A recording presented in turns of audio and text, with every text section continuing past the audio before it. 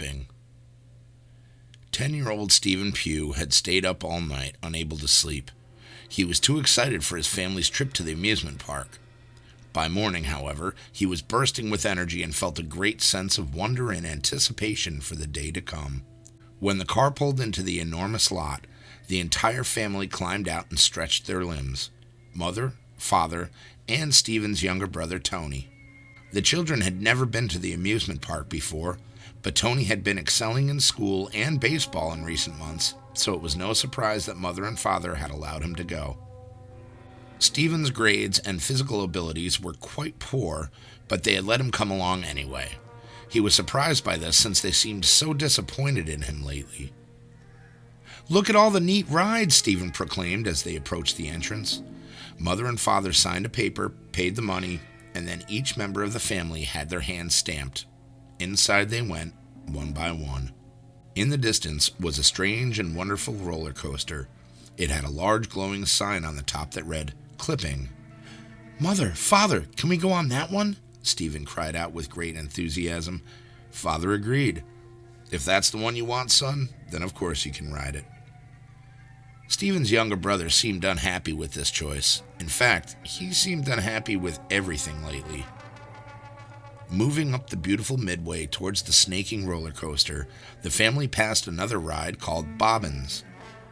This ride consisted of 2 gigantic arms with caged gondolas on each end. They were like the heads of towering, rotating hammers. Stephen and the family watched as an elderly man and a large gray dog were put in 2 opposite gondolas.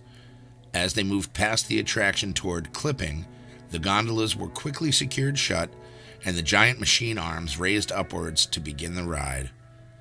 They slowly began to swing in unison. Higher and higher they went. Stephen Pugh could barely take his eyes off the fantastic sight, but mother and father were insistent that they hurry to the roller coaster. Suddenly there was an enormous cracking sound, and when Stephen looked back, he saw that the arms were now completely stopped and pressed together in their starting position. It had sounded almost as if the 2 cars had collided in midair. Stephen saw the old man and the dog being lifted out of the carriages, but they were not moving at all. They were asleep now. The sight made Stephen feel very strange.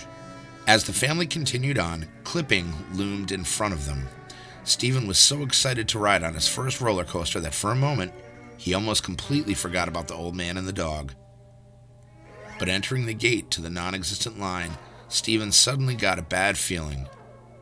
He turned to his family, who had stopped in their tracks behind him. "Mother? Father?" he asked.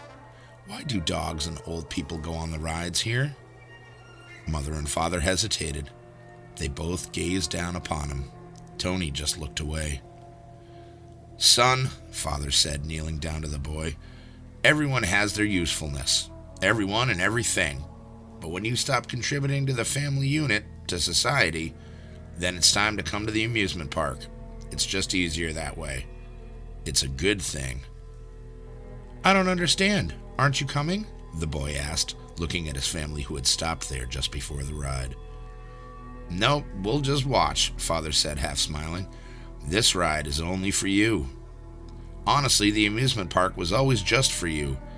This is your place, buddy," mother chimed in. "Don't worry, Stephen. They make it fun, and the ride is over very fast. You don't have to be afraid. You won't feel a thing." The boy didn't understand what they were saying. Mother and father gently pushed Stephen through the gates toward the roller coaster train, which was just pulling up.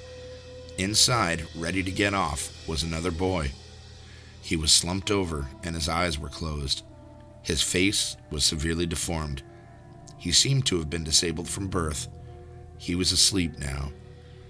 The boy's parents stood waiting at the ride's exit. Between them was a small, empty wheelchair.